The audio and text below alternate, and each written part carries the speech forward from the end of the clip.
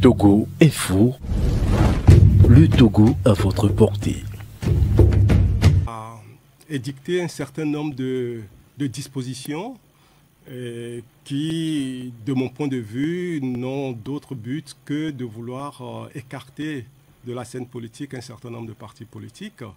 Et donc, c'est par rapport à ça que je me disais que cette année-là, puisque suite à cet article, suite à cette loi, ils ont donné un an pour se mettre en conformité avec leurs nouvelles dispositions. Et donc, je me suis dit, l'idée derrière ça, c'est de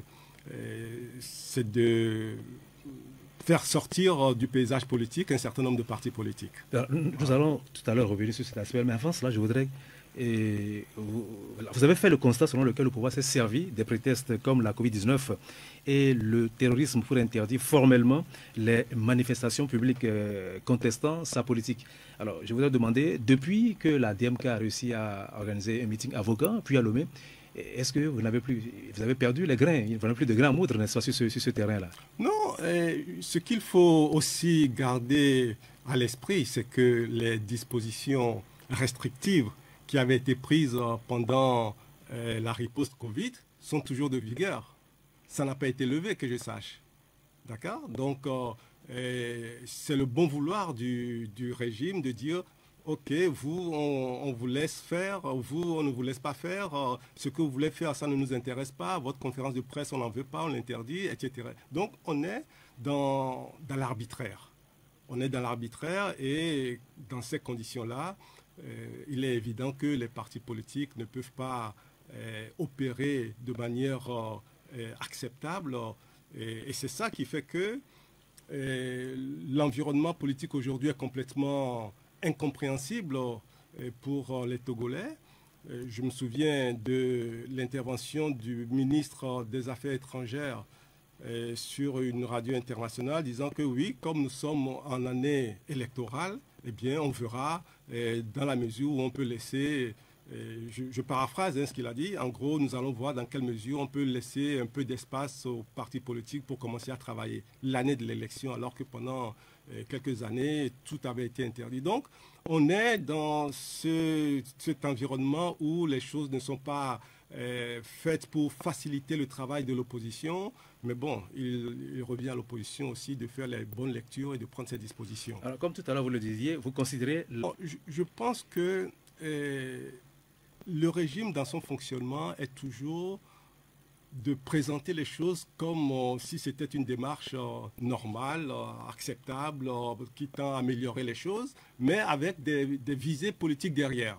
Et c'est toujours comme ça que ça fonctionne. On connaît ce régime. Et l'idée derrière, c'est ça.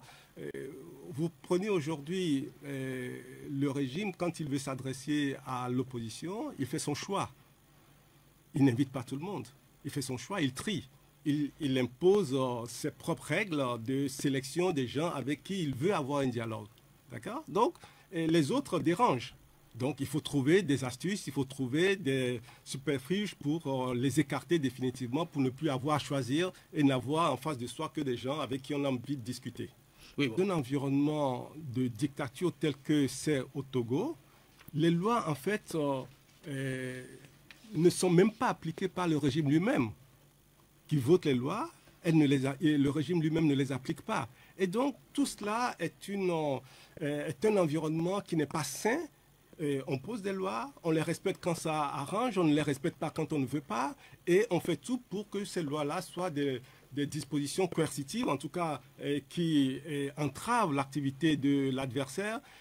Non, ce n'est pas comme ça que moi je vois l'espace politique au Togo. Il faut que les choses s'ouvrent, il faut que nous sortions de cette monopolisation de l'espace politique par le régime qui fait tout en utilisant les ressources de l'État, qui fait tout pour empêcher que les adversaires puissent s'exprimer, puissent sensibiliser ses sympathisants et militants, etc. Voilà le mode dans lequel on fonctionne aujourd'hui. Donc, les dispositions que le régime prend à travers tel régime ou à travers la loi sur les manifestations qui sont cette loi-là qui est pratiquement une interdiction de fait de manifester.